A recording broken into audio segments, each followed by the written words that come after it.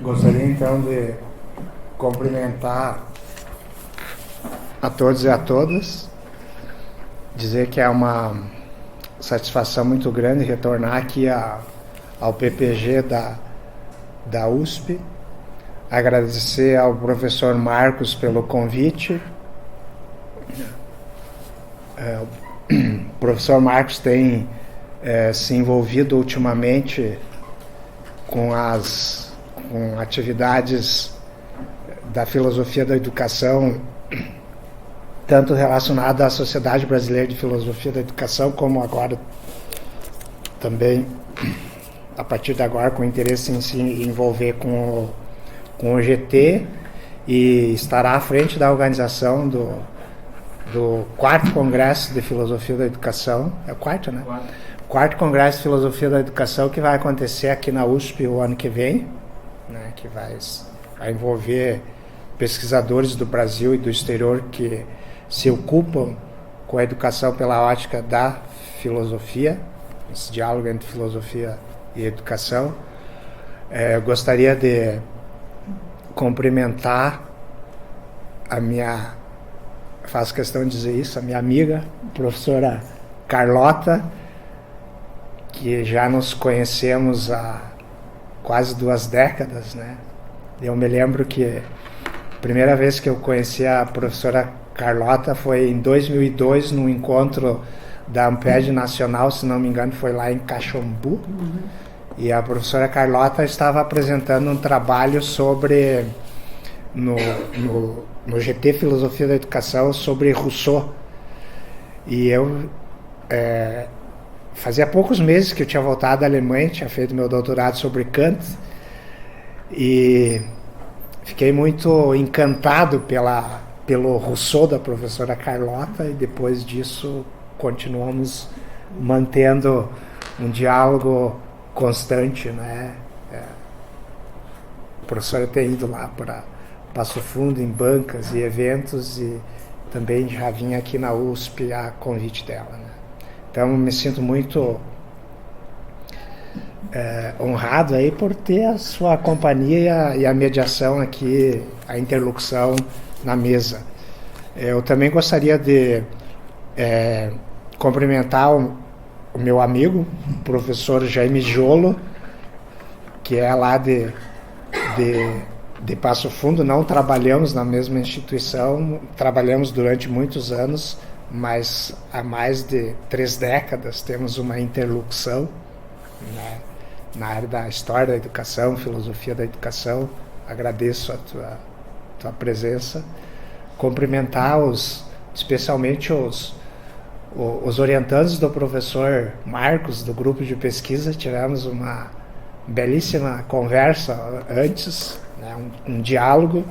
Agradecer pela dedicação e pelo respeito, né, em ler um texto que eu não publiquei ainda, e foi um debate uma conversa muito produtiva, né?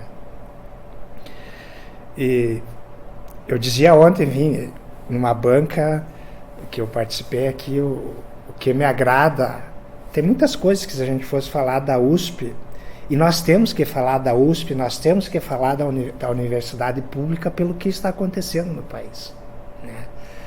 E poderíamos falar da universidade pública brasileira e falar da USP sobre vários aspectos, mas um dos aspectos que sempre me agradou na USP, desde que eu comecei a estudar filosofia, é o modo cuidadoso, né, e profundo que se dá ao tratamento do texto filosófico, do texto pedagógico clássicos, né? E tenho aprendido muito aí, sobretudo nesses últimos tempos aí, com alguns colegas da educação, com o modo como se trata o texto, com o modo como se dialoga com a tradição, e com o modo com o qual se parte de questões educacionais atuais e se volta aos clássicos, num sentido Foucaultiano, para entender não só os clássicos, mas nesse movimento para nos entendermos a nós mesmos enquanto autores contemporâneos que dialogamos com a tradição. Então, a grandiosidade dos clássicos é que, entre outras coisas, devido à sua potencialidade reflexiva, nos ajudam a nos repensar como seres humanos e como sujeitos e, simultaneamente, a pensar e repensar o mundo em que nós vivemos, né? E é um pouco nesse sentido, né? Eu tenho acompanhado, então, há mais tempo a produção da professora Carlota, porque acho que é um modo sério de tratar com a história da pedagogia, com textos clássicos, também da filosofia, e temos um ponto em comum aí que é o século XVIII, né? Que nos aproxima. E ultimamente tenho me aproximado das produções do professor Marcos aí, né? E toda a sua formação, seu retorno aos clássicos da antiguidade grego-romana, sem os quais nós não entendemos a Bildung, que eu vou falar na sequência, e sem os quais nós não teríamos condições de entender quem nós somos hoje e o que nós podemos, inclusive, nos tornar. Então, agradeço aí, fiquei muito tocado por alguns textos que eu li da tua produção, e também o modo como você movimenta o grupo de pesquisa, a tua preocupação intensa em formar novas gerações, que eu acho que esse é um compromisso nosso, né? Não adianta nada ter uma produção de alto nível e qualificado na pós-graduação se nós, junto com essa produção e por causa dessa produção, a gente não formar novos sujeitos pesquisadores, né? E as novas gerações. É compromisso nosso de colocar de maneira competente as novas gerações em diálogo com a tradição. É isso que se espera de um bom pesquisador, né? É isso que se espera de um mestre no sentido clássico do termo, né? Que, aliás, está na origem do próprio sentido etimológico da pedagogia, né? Pegar na mão e conduzir, né? Só que esse pegar na mão e conduzir exige muito ética, política e educacionalmente de quem pega na mão, né? E vocês vão ver que muitos me chamam. Eu lembro que eu estava num congresso na Argentina há 3, 4 anos atrás com o professor Marcos Nobre, estava lá, né? Que é atual presidente do SEBRAP, e ele fez uma brincadeira lá e disse: não, com o Cláudio não dá para discutir porque ele é um homem do século XVIII, né? Então, mas a tradição nos auxilia a problematizar de forma diferente a atualidade que nós vivemos. E é compromisso, então, do pesquisador que investiga e se ocupa com a tradição de descortinar isso para as novas gerações que não sabem inicialmente e não têm nem o dever de saber. E aí que entra o papel, nós falávamos isso antes, né? Esse papel da escola e da universidade como o tempo livre para desenvolver o ócio estudioso e fazer coisas dentro da escola e da universidade que nenhuma outra instituição faz. E nem a família. Então, esse negócio aí de homeschooling precisa ser devidamente considerado, né? Bom, o que eu vou... Eu preparei aqui um roteiro para orientar a minha fala, e não sei, eu acho que eu poderia falar uns 30 minutos iniciais, né, Marcos e Carlota, e aí depois eu fico à disposição para a gente dialogar e conversar. Mas o que eu vou falar está inserido aqui na contribuição, faz parte da contribuição que eu dei como autor a esse livro, que se chama Formação Humana Bildung, Despedida ou Renascimento, que é um livro que tem, inclusive, um colega aqui de São Paulo, o professor Pedro Gergen, lá da Unicamp, que faz parte de um convênio internacional que nós temos com a Alemanha, a Argentina, e esse livro ele é resultado de um colóquio internacional que nós realizamos em Passo Fundo em 2016, com essa temática. Realizamos uma segunda edição depois em 2018 na Argentina e vamos realizar o ano que vem a terceira edição na Alemanha com essa mesma temática, formação humana. Então aqui tem a minha contribuição e tem a contribuição dos outros colegas, né? Depois nós vamos fazer o lançamento do livro, que saiu recente aqui pela editora Cortez, né? E tem textos aqui interessantes. Tem um deles, não vou comentar todos os ensaios, mas eu vou fazer questão de comentar um de um colega alemão que é atualíssimo para a situação educacional que nós vivemos no Brasil hoje, sobretudo relacionada ao ensino superior, que é do professor Dirk Stiderot, que agora ele é professor da Universidade de Cássio e que na época que eu fiz doutorado, há 18 anos atrás lá, ele foi meu colega de doutorado, né? É um dos especialistas aí da nova geração na questão da Bildung. E o professor Stiderot, que o ano que vem vai estar conosco aqui também, ele discute educação na perspectiva da teoria crítica, um bom conhecedor da Bildung, e o problema dele não é só fazer exegese, o interesse dele não é só fazer exegese dos textos clássicos da Bildung, Kant, Humboldt, Herbart, Hegel, toda essa tradição alemã, mas é procurar a partir disso buscar referências normativas para fazer uma crítica a todo o processo de economicização da educação no mundo contemporâneo, né?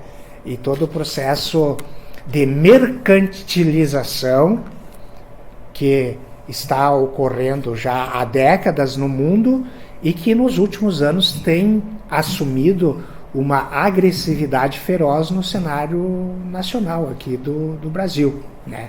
Então esse ensaio eu recomendo de modo especial do professor Dirk Stiderot, que é Formação Ajustada sobre a Capitalização do Humano na Formação e sua Administração Total.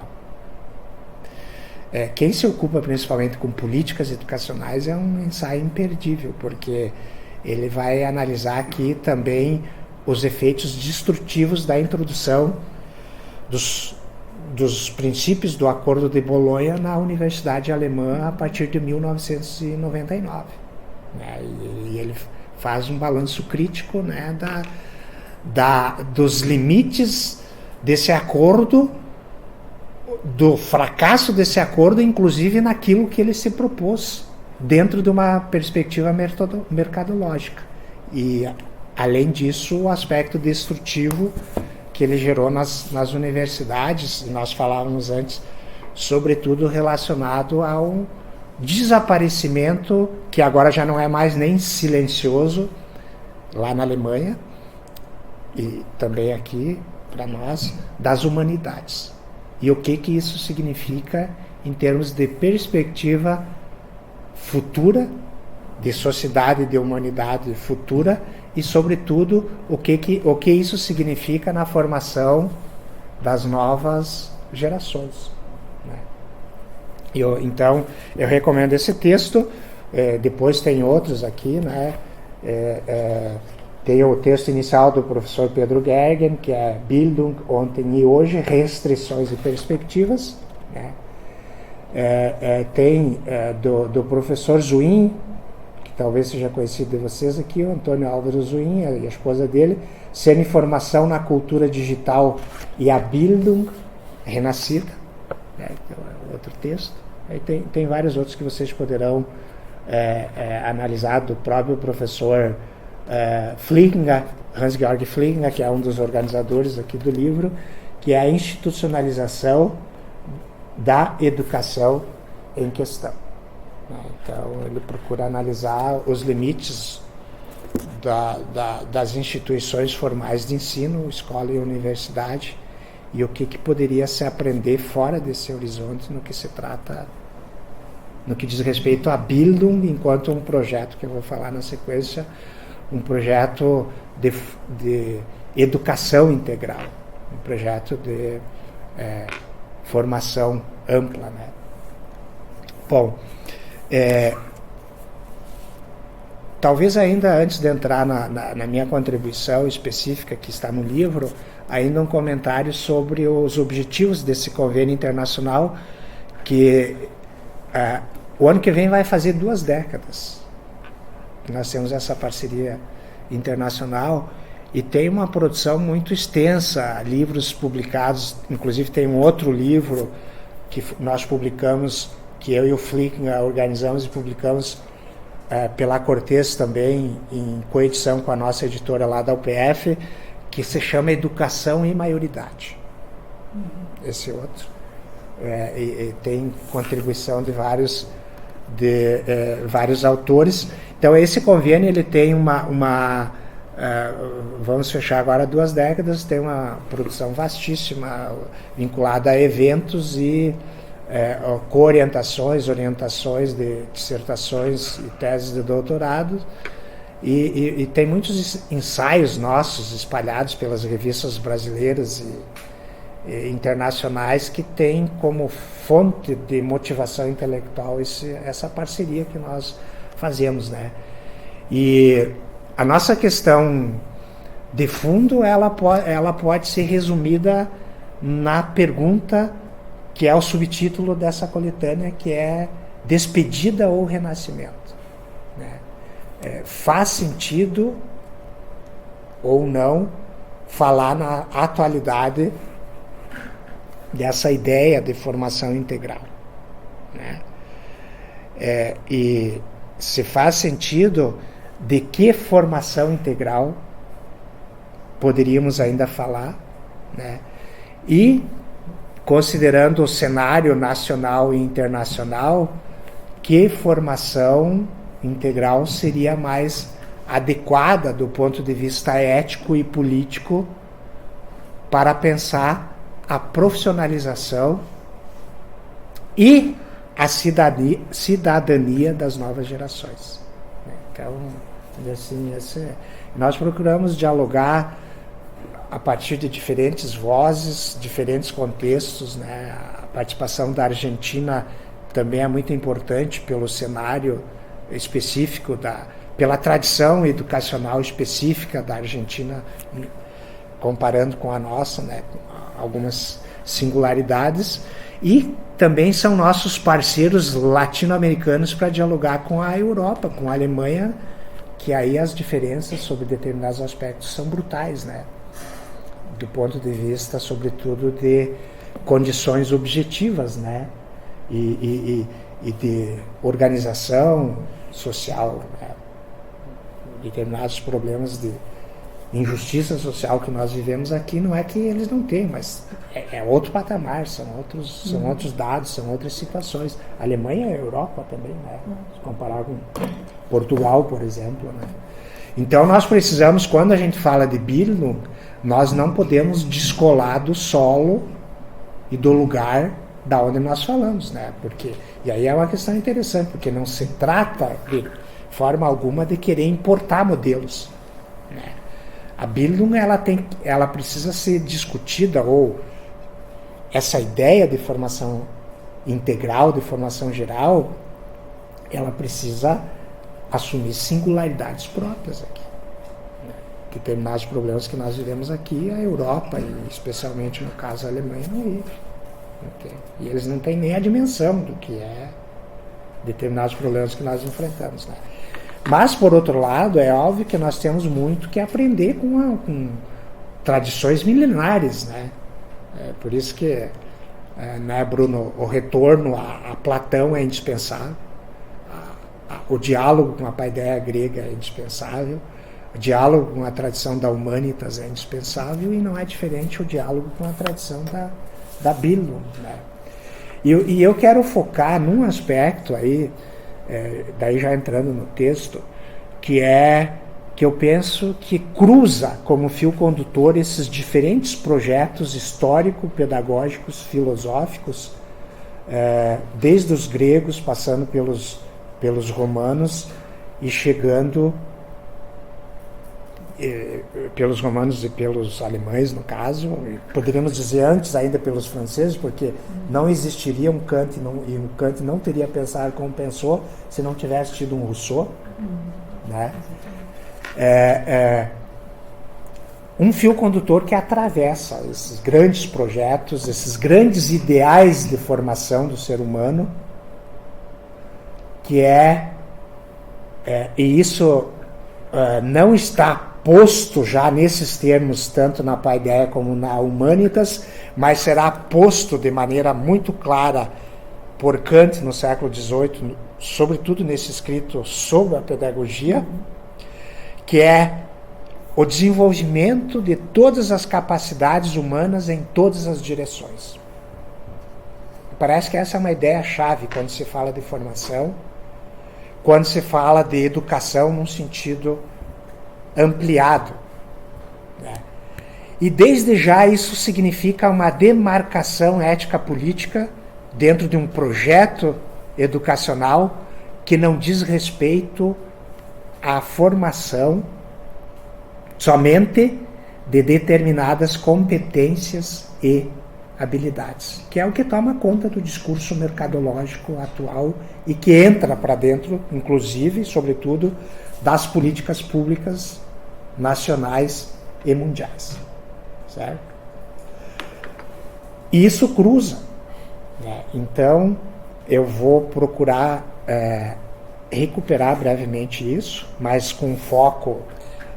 O texto eu vou falar depois em Goethe, além de Kant e Rousseau, Goethe, nesse breve percurso, Goethe, Dewey e Adorno. Eu não vou falar desses três aqui na minha exposição e posso, se for de interesse, depois tentar reconstruir mentalmente o que eu escrevi aqui, e eu vou focar, como não poderia ser diferente, no século XVIII, especialmente no Rousseau e no Kant, né? Sobre esse aspecto aí, como é que eles pensam essa ideia de formação do ser humano, essa ideia de educação ampla, alicerçado no desenvolvimento de todas as capacidades humanas em todas as direções. Como é que aparece isso? Vou falar brevemente para depois a gente poder debater. Então,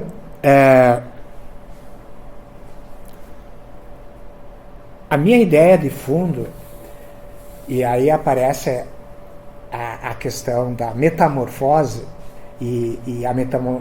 eu entendo que a metamorfose é uma boa metáfora para entender aquilo que eu estou querendo expressar como Bildung, enquanto projeto educacional, e não é uma metáfora minha, é uma metáfora que eu extraí lá principalmente dos anos de aprendizagem de Wilhelm Meister, do Goethe, né? A ideia de formação de Bildung como metamorfose expressa bem, porque eu compreendo aqui, o meu esforço intelectual aí foi de compreender a ambivalência e a contraditoriedade, mas eu até prefiro falar talvez de ambiguidade que constitui a ideia de formação humana. Então, formação, inicialmente, precisamos pensar não só, e por isso que eu fiz questão de fazer uma crítica à perspectiva teleológica platônico-cristã aqui na forma como nós recebemos, formação não significa só um telos dirigido ao bem. Ou seja, formação e do ponto de vista ético-político, precisa ser uma ação dirigida a um fim visando o bem. Mas não é só isso.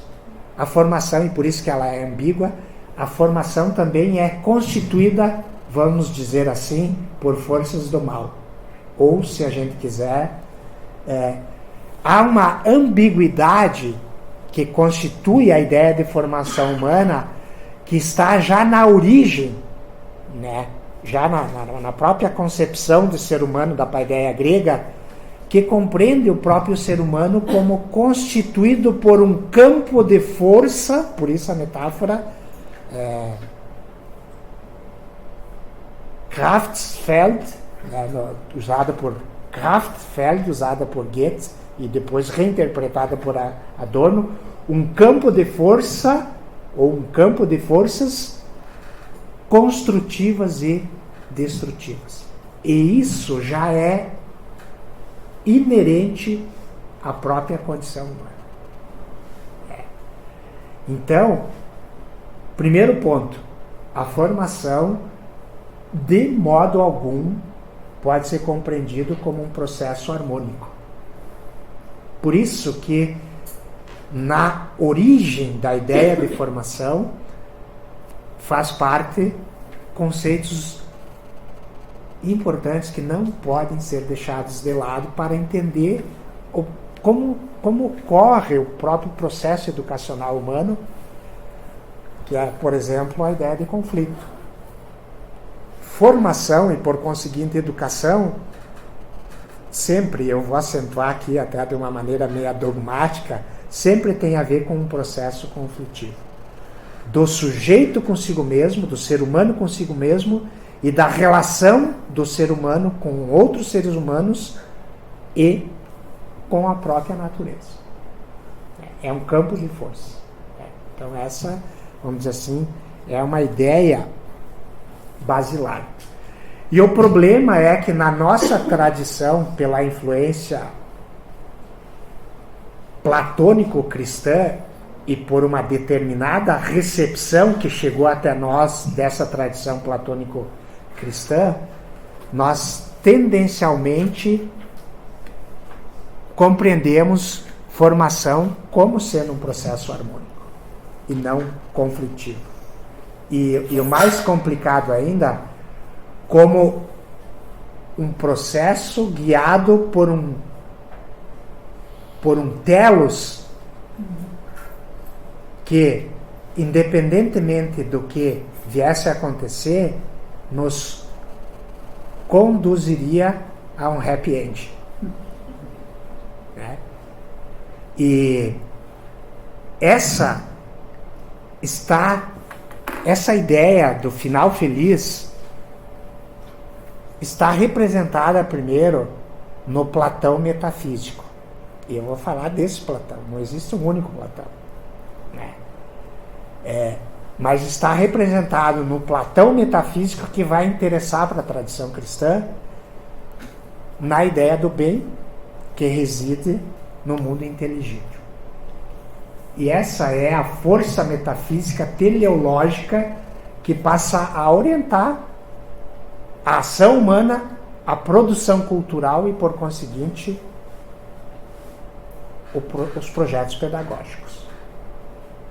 Então, e aí tem duas consequências interessantes aí, né?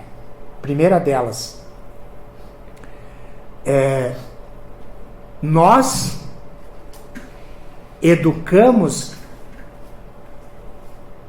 nos deixamos educar porque somos movidos por uma luz que está no final do túnel. E essa luz, ela exerce tanto poder de atração que nós nos jogamos de uma maneira determinista na busca dessa luz. Isso é a primeira ideia. E isso torna aquilo que alguns autores chamam a própria liberdade humana preguiçosa.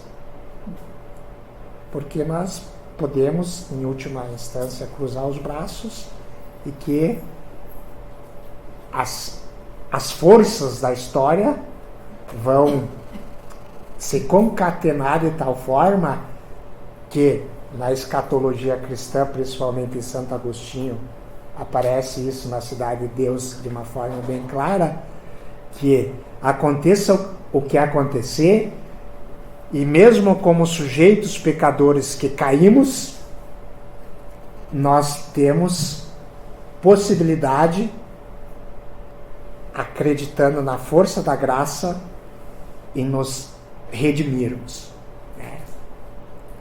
E o que nos espera é o reino da graça, que está além, né?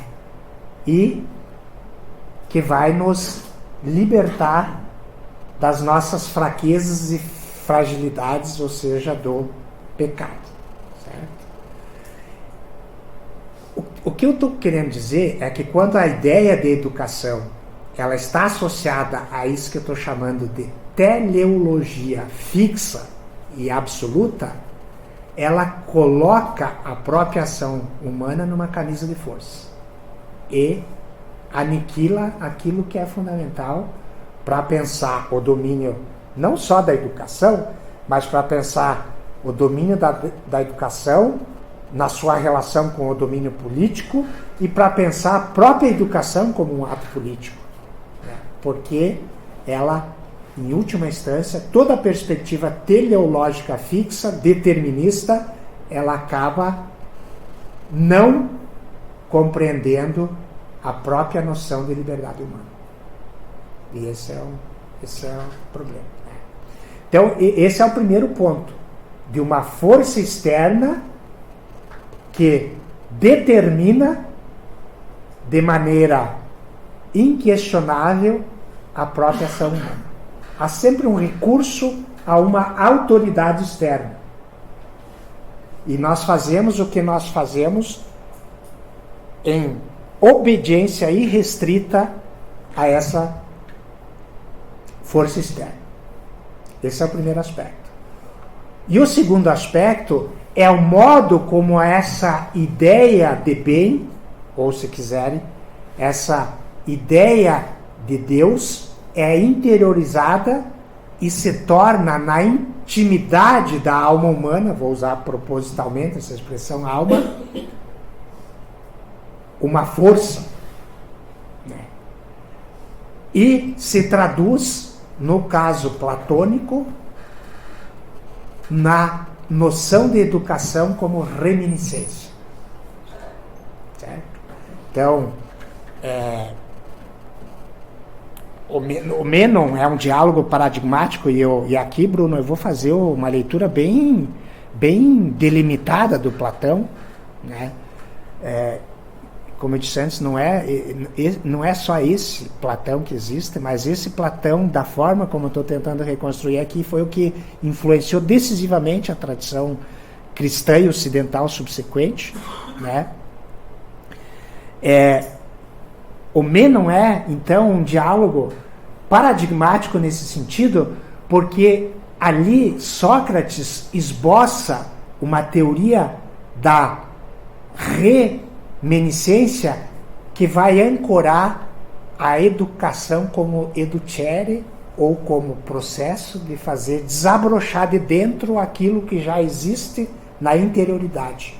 Então, nesse sentido meio caricatural, educar é buscar o que já existe na própria interioridade da alma, uma vez que ela teve a possibilidade de contemplar a ideia do bem quando esteve, mesmo que rapidamente, no mundo inteligível. Uma vez que a alma participou, e a teoria da participação é um pilar da noção metafísica platônica, do dualismo platônico, que eu estou reconstruindo brevemente aqui, né? Uma vez que a alma participou no mundo inteligível, pôde contemplar a ideia do bem, interiorizou ela.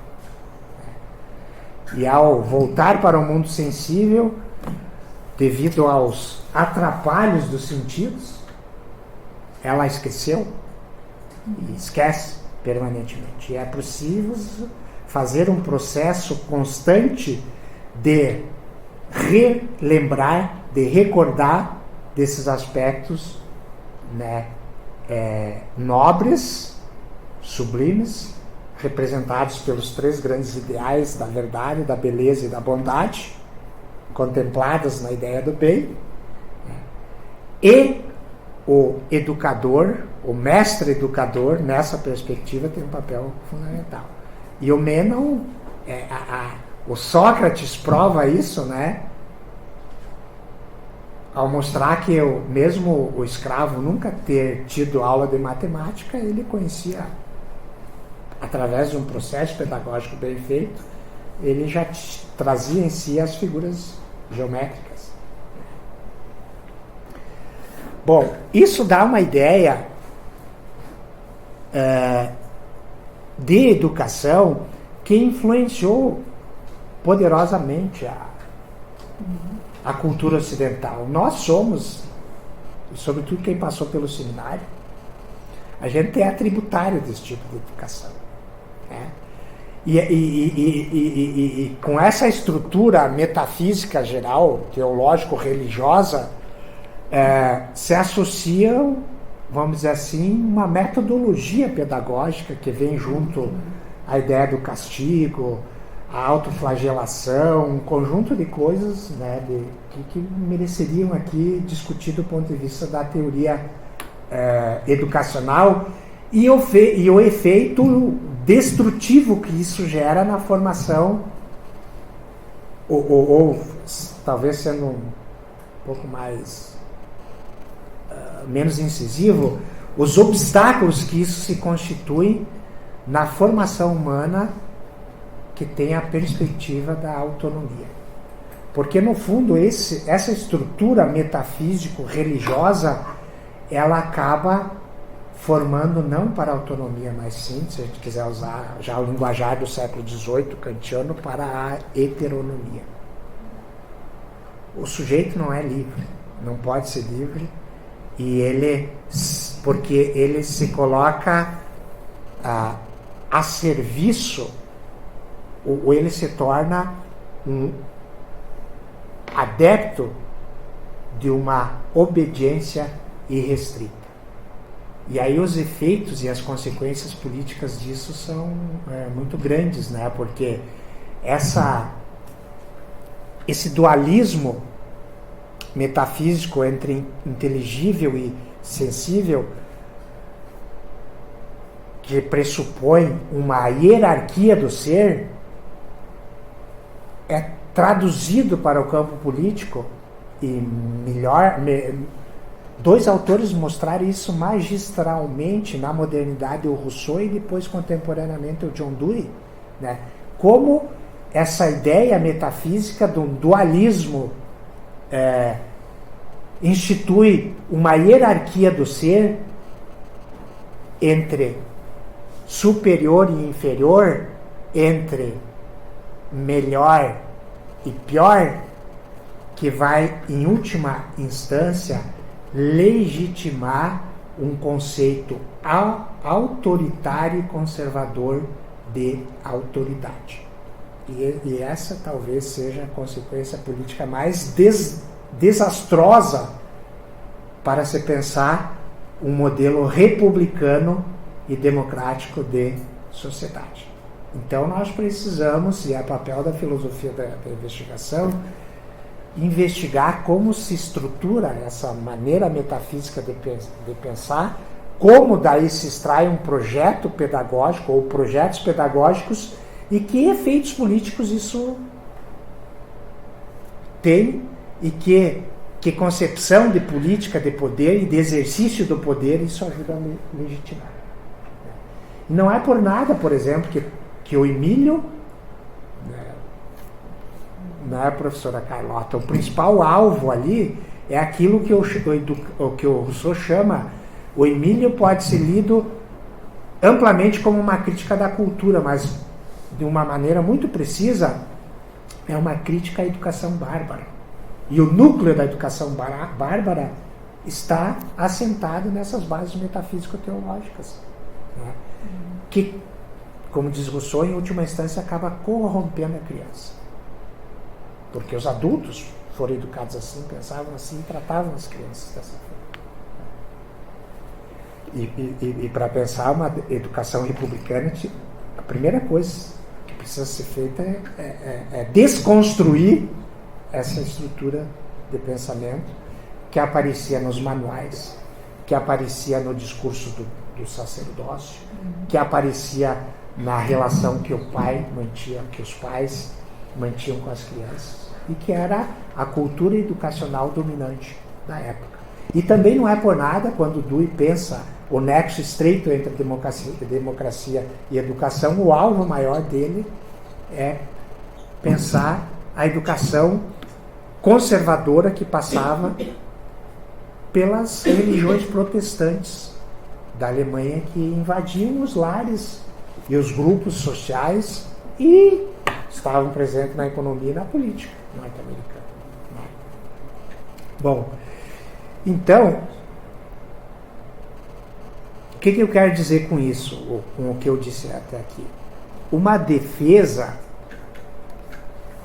ou uma argumentação a favor de uma ideia republicana e democrática da educação precisa se contrapor criticamente a essa teleologia fixa e determinista que eu procurei exemplificar aqui dentro do Platão metafísico dualista, né? No Meno, tomando o Meno como referência, certo?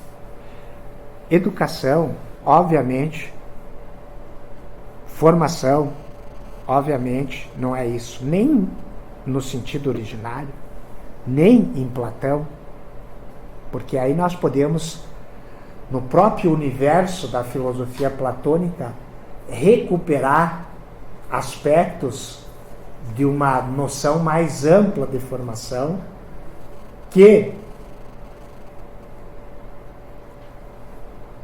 tem a noção de conflito, que não pensa a formação como harmonia e que também não pensa a educação como uma forma de legitimação do grupo dominante em relação ao grupo dominado. É bem verdade, né, que ao discutirmos a paideia, nós precisamos levar em consideração de uma maneira decisiva os limites históricos nos quais estão inseridos a paideia. E nós sabemos quem fica fora. Que o projeto da paideia não era para toda a sociedade grega, né? Por exemplo, escravos, mulheres e crianças não estavam dentro desse espaço livre de discussão e de formação do espírito, né? Mas essa foi o foco do iluminismo do século XVIII, de dizer, olha, nós precisamos universalizar os ideais da paideia. Não é que eles estavam errados. Eles eram pensados de uma forma aristocrática para um grupo que tinha um tempo livre para formar o espírito através da discussão, né? E havia uma naturalização da própria ideia de escravo, né? Tanto é que um autor tão importante, tão crítico, que nos faz muito ainda, que nos ajuda muito ainda hoje a pensar como Aristóteles, o escravo era uma figura natural, inquestionável. Então, esses são, nós podemos dizer assim, os limites do tempo histórico, né? Mas nós podemos ver em Platão, e sobretudo na República, nós podemos ler um outro Platão na República, e depois, principalmente no Platão da velhice, nas cartas, em outros textos. Mas sobretudo agora, gostaria de comentar brevemente na República, um projeto de formação integral, que está posto embrionariamente, e nós podemos fazer uma leitura não mais dualista do Platão. Não precisamos disso, nós podemos ler a República sem esse fundo metafísico, e que se sustenta nessa perspectiva da paideia como o desenvolvimento de todas as capacidades humanas em todas as direções. E Platão tinha claro que se a formação do líder político e a formação do guerreiro, por exemplo, não era suficiente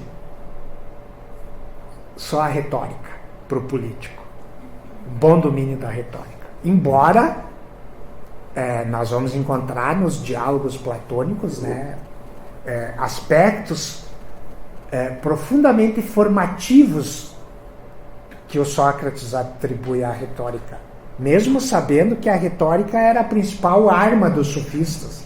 Mas nós vamos encontrar lá elogios à retórica, né, em alguns diálogos, e dizendo que a própria retórica pode se transformar num profundo exercício de formação humana e de provocação do desenvolvimento das capacidades, né?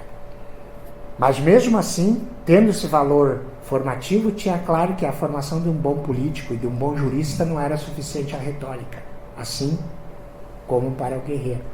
E é por isso que na paideia, então, nós vamos encontrar...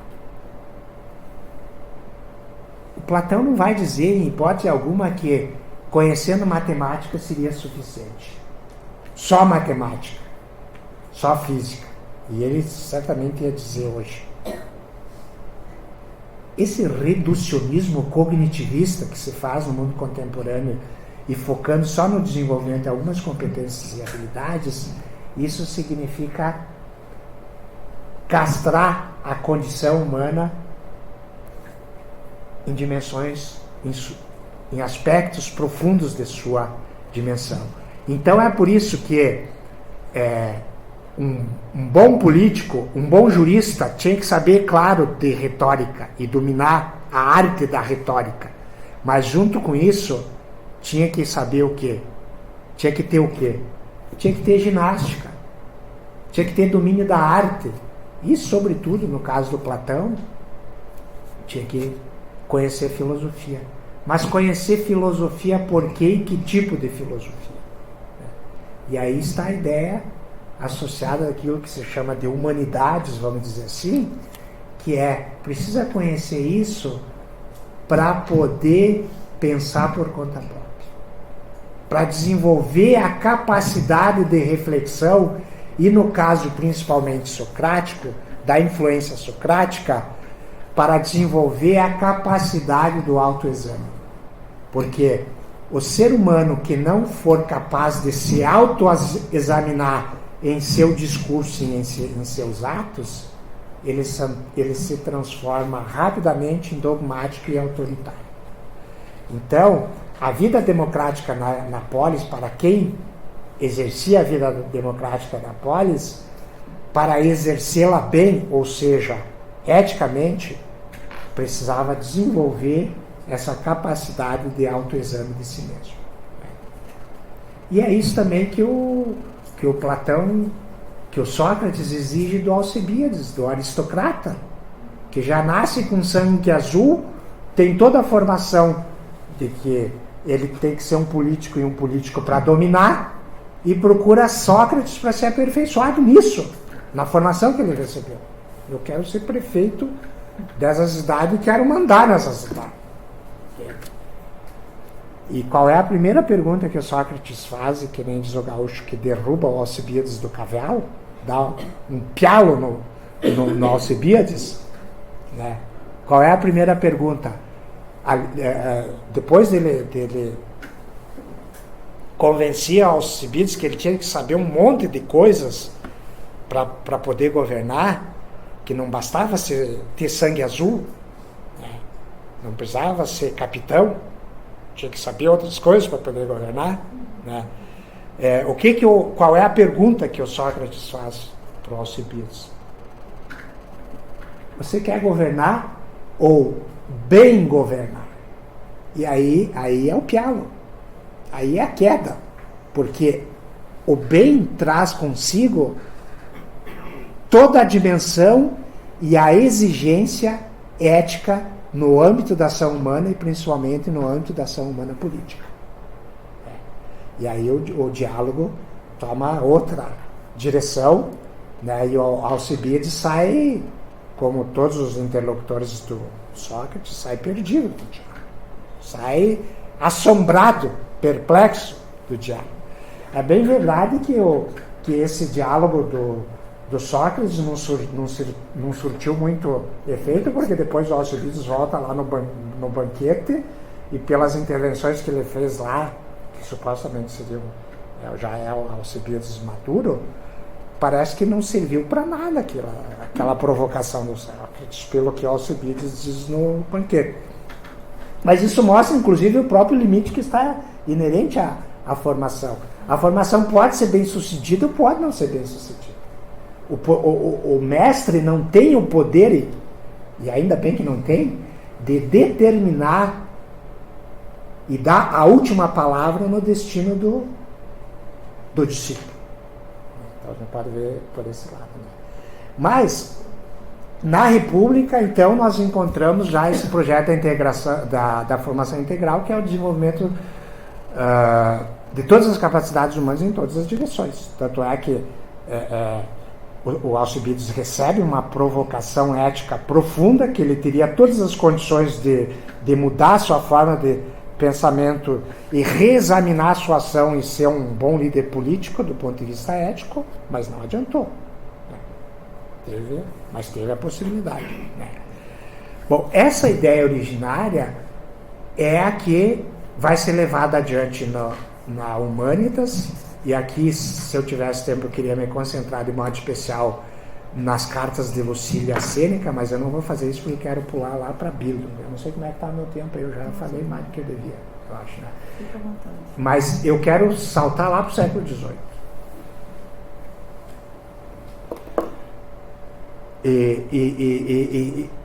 E recuperar essa ideia da ambivalência, da ambiguidade da Bildung, como é que ela aparece principalmente em Rousseau e Kant, como um projeto aberto. A Bildung como um projeto aberto, mas que o decisivo para uma formação, e aí que é o ponto, viu, gente? É um projeto aberto, ambíguo, mas que decisivo para a formação republicana democrática é o primado da dimensão ética. E como é que isso aparece? Primeiro, rapidamente, em Rousseau e depois em Kant, como herdeiro do Rousseau. Aliás, Carlota, eu sempre digo, se eu tivesse descoberto o Rousseau que eu conheci depois do meu doutorado, eu acho que talvez eu teria ido para a França e não para a Alemanha.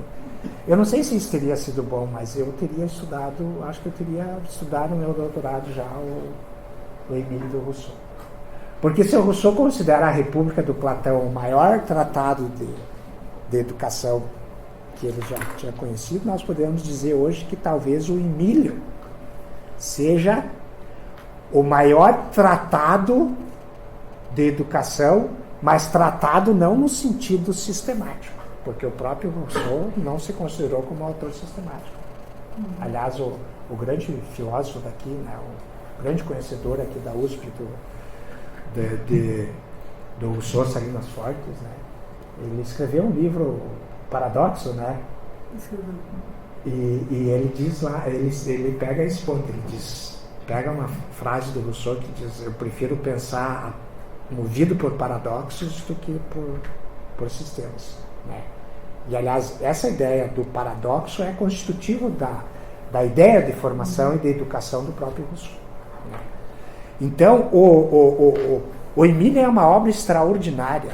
Tem muitas coisas que o Rousseau diz lá que precisam ser desconsideradas. O que ele diz, por exemplo, em certa altura sobre as mulheres é inaceitável hoje, né? Mas nós não podemos querer que o Rousseau do século XVIII pense como alguém do século XXI. Isso aí é um anacronismo histórico, né? É evidente que não. Mas tem ideias atualíssimas, né? E eu queria falar de um aspecto do Emílio, mas que para mim falar desse aspecto do Emílio eu tenho que voltar ao segundo discurso, ao discurso da desigualdade, e recuperar lá uma noção de ser humano que está no segundo discurso, que é decisivo no projeto educacional do Emílio, do projeto assistemático, do esboço de uma ideia de educação. Talvez seja a melhor expressão, porque não tem uma teoria. O Rousseau não é a pretensão do Rousseau de desenvolver uma teoria educacional, e menos ainda uma teoria escolar. É pensar ideias de formação humana, vamos dizer assim. Esboçar ideias, problematizar uma ideia de formação humana. E qual é, então, para esse esboço,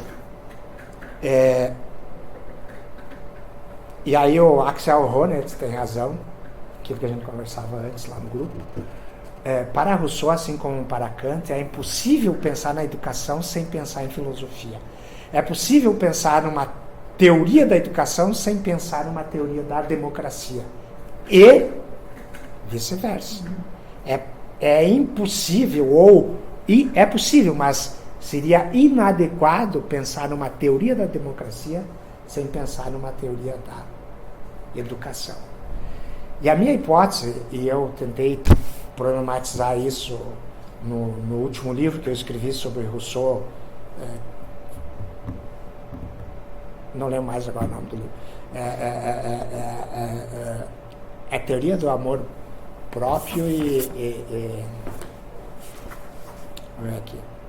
Condição humana e... Não, mas nem citei aqui. Não tá aqui. tá mal o negócio aqui, viu? Mas me ajuda aí, Carlota. Condição Humana e Educação do Amor Próprio em Jean-Jacques Rousseau. É um livro que eu publiquei em 2016 pela Loyola. A ideia de fundo aí é procurar mostrar que o que faz a imbricação entre teoria política e teoria da democracia é uma antropologia filosófica. Mas uma antropologia filosófica não mais pensada em termos metafísicos. Ou seja, não se trata mais de buscar uma essência e um substrato do ser humano. Não tem mais isso para o Rousseau. No fundo, embora a gente pode dizer, e tem autores que fizeram isso, mas tem um Rousseau metafísico lá, e que fala inclusive de natureza humana. Mas também tem um Rousseau que poderíamos dizer é pós-metafísico.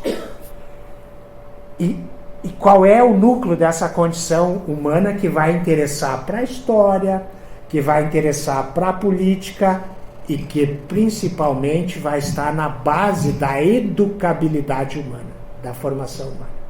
É a noção de perfectibilidade. Aí o Rousseau, ele é talvez mais profundo e consequente do que o próprio Kant na crítica que vai fazer à metafísica clássica.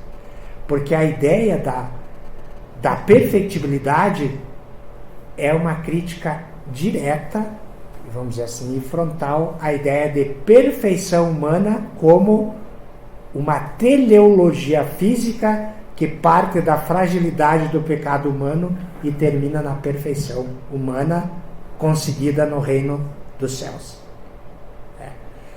A perfectibilidade abre espaço para a historicidade e abre espaço para ser pensado de uma maneira original que inclusive nem os anteriores, nem os antigos e nem os medievais pensaram, que é a questão da liberdade humana. E essa noção de perfectibilidade é a que inicialmente é uma noção eticamente neutra, porque ela pode apontar para diferentes direções, né? E Rousseau faz questão de deixar claro isso. Essa noção de perfectibilidade me baseando aqui talvez no maior filósofo alemão, filósofo da educação alemão vivo, que foi colega Jaime lá do Schmidt-Kowalski em Kassel, colega de doutorado. Ele não se tornou professor em Kassel, hoje ele está na Universidade Livre de Berlim, que é o Dieter Dietrich Bena, que inclusive um orientando meu fez sanduíche com ele lá em Berlim e fez uma entrevista com ele, saiu publicada agora nesse último número da Educação em Sociedade, se vocês quiserem ler, uma entrevista com o Bena.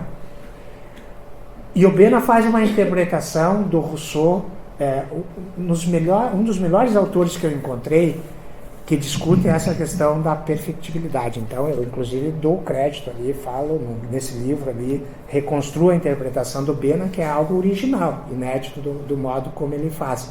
E o Bena denomina a perfectibilidade como sendo a capacidade das capacidades. O ser humano é constituído por inúmeras capacidades. Na verdade, nós nem sabemos ao certo quantas. O Kant vai esquematizar isso depois nas 3 grandes lá, né, que é o entendimento, a razão e a imaginação. Mas isso é esquematizado. A gente sabe que não dá conta do universo da inteligência humana e da mente humana e da condição humana. Tanto é que a maior dificuldade que os defensores das competências e habilidades têm é dizer ao certo quais são essas competências. Que competências são essas? Por que são essas? Por que deixam outras fora? E será que aquelas que ficam fora não são as mais importantes? Né? Isso aí faz parte, né, de tudo aquilo que ainda nós não conhecemos da mente humana, por mais que a neurociência avançou, que outras áreas do conhecimento humano avançou.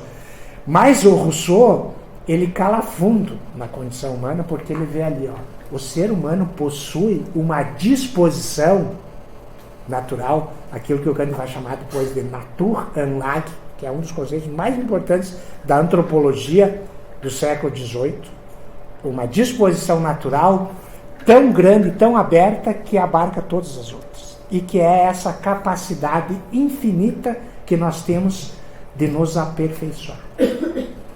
Né?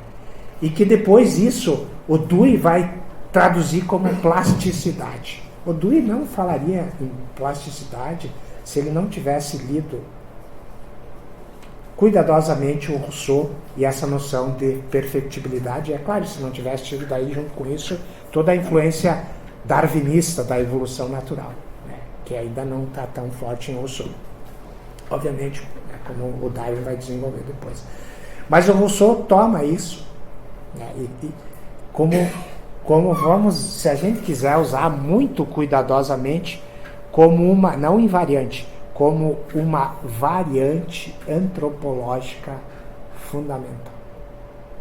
E coloca isso na base de todo o desenvolvimento cultural, social, e que está na base, vamos dizer assim, da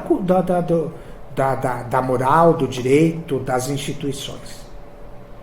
Foi isso que impulsou. É a força humana, se a gente quiser traduzir isso como Kraft, como força, é a força humana que permitiu que o ser humano saísse do seu estágio primitivo e evoluísse. Ali está no estalo originário que fez o primitivo resolver um problema básico indispensável para a sua sobrevivência, que hoje nós olhamos para trás e até marotamente damos risada, que foi aquela descoberta de conseguir pegar um galho da árvore, fazer extensão do seu braço e derrubar a fruta que ele não alcançava. Tudo nesse simples movimento está essa força, esse impulso, que depois foi, claro, no decorrer da história, se aperfeiçoando cada vez mais e assumindo formas racionais mais específicas, né? Mas essa força não necessariamente se dirige só para o bem.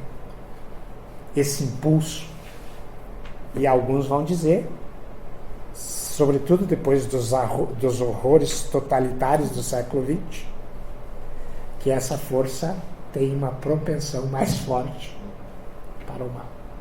Mas Rousseau colocou. E colocou isso na base da educação. Nós educamos e nos deixamos educar, nos autoeducamos, porque nós temos essa capacidade de nos aperfeiçoar.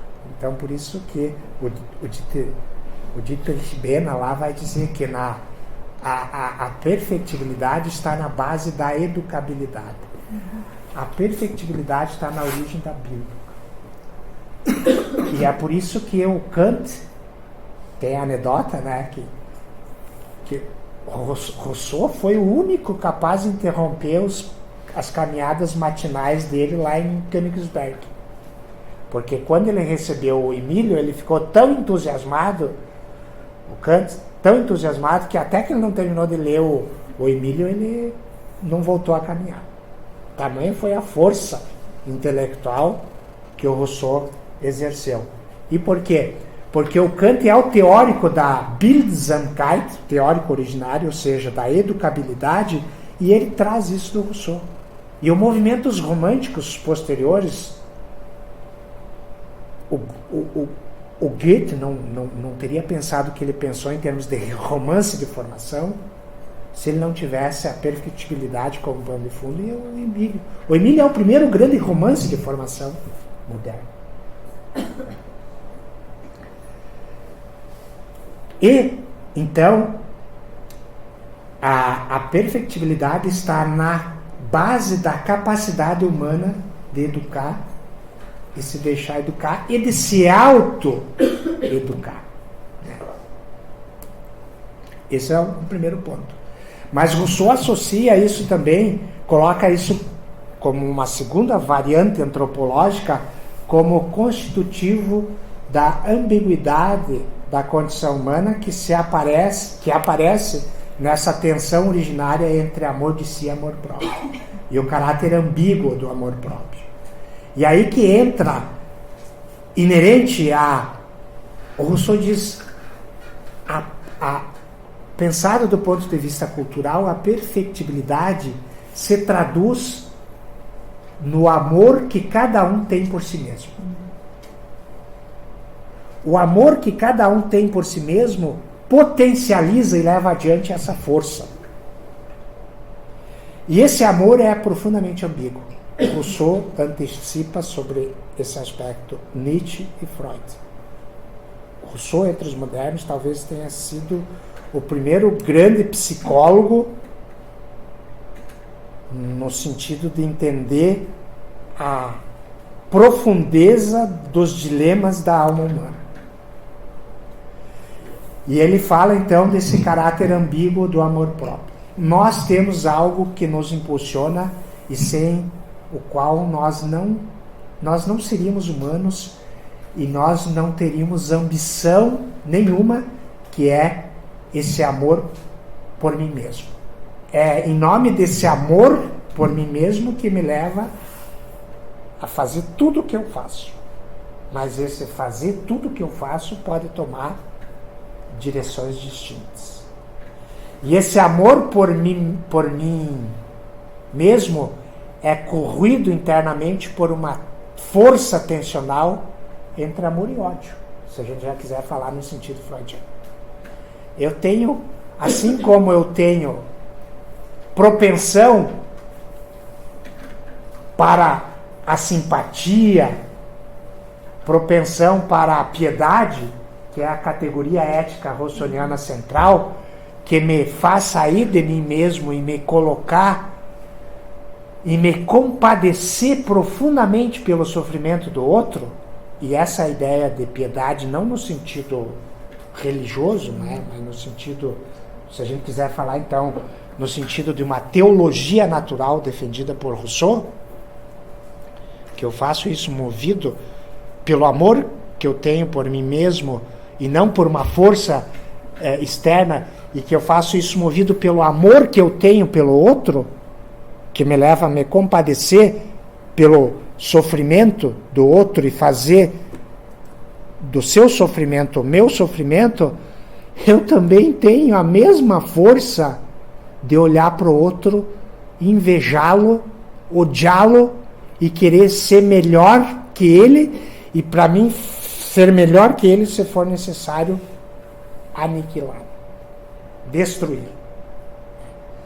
E é isso que constitui também, que eu estou chamando aqui do caráter ambíguo da ideia de formação, que não aponta só numa direção. E aí é fundamental o contexto histórico, social, e é fundamental que, para as novas gerações, sejam descortinadas experiências formativas que vão nessa direção construtiva, que consiga estimular as forças humanas construtivas e que, além de eu ser um ser egoísta, eu posso ter a possibilidade nos meus processos de formação na infância, na família e, no caso, principalmente na escola, possa ter possibilidades de experiências formativas aonde eu possa ser solidário, aonde eu possa ser cooperativo. Né? E é nesse sentido que a educação precisa ser pública, e é nesse sentido que a educação precisa ser republicana e democrática, porque é no ambiente de uma educação, de uma escola pública republicana e democrática que se desenvolve, que é o ambiente institucional adequado para desenvolver todas as capacidades humanas em todas as direções e, principalmente nesse caso, se a perspectiva é republicana e democrática, plural e aberta, movida por interesse ético, vai se focar eticamente nas experiências que formam para a cooperação solidária, né, e que tenham como horizonte uma formação ética do viver juntos, que dê uma base de solidez ética para a participação futura na esfera democrática, nos mais diferentes espaços que constituem essa esfera democrática, inclusive no mundo político partidário, que é um dos aspectos e talvez, dependendo, nem seja o mais importante. Tá? Então, essa ideia nuclear, eu vou deixar aqui de lado o que me dói muito, o Kant, mas eu quero interromper aqui para a gente poder conversar um pouco, e daí talvez no diálogo volte ao Kant e fala, dependendo do interesse de vocês, volte para outros aspectos que eu apresento aqui e que não tive condições aí de falar. Mas agradeço muito a atenção de vocês e me coloco à disposição aí para a continuidade do diálogo. Obrigado.